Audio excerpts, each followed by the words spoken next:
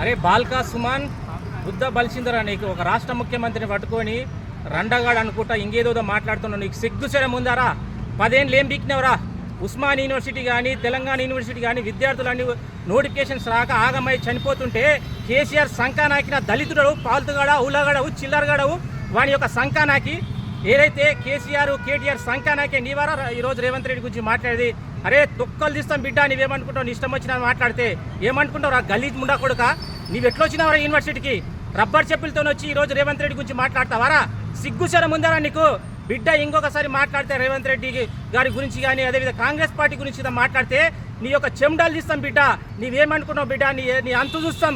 ఇంకొకసారి ఇలా రేవంత్ అన్న గురించి కాంగ్రెస్ పార్టీ గురించి మాట్లాడితే ఇదే చెప్పు తీసుకొని కొడతా. అరే ఫాల్తు ముండా కొడుక. అరే బాల్కా సుమన్ ఏమనుకుంటున్నారా నీవు?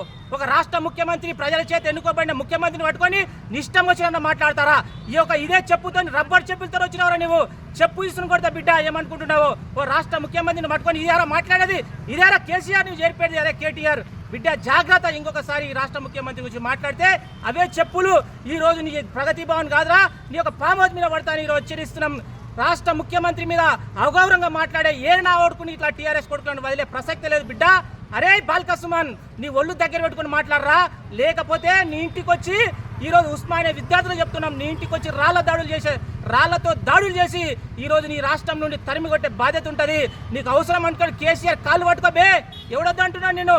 కాళ్ళు పట్టుకో, ఏళ్ళు పట్టుకో. కానీ రాష్ట్ర ముఖ్యమంత్రి పట్టుకో ఇష్టం వచ్చిన మాట్లాడతా బిడ్డ. తస్మాత్ జాగ్రత్త. అరే బాల్కా సుమన్ ఒళ్ళు దగ్గర పెట్టుకుని మాట్లాడని ఈరోజు హెచ్చరిస్తున్నాం.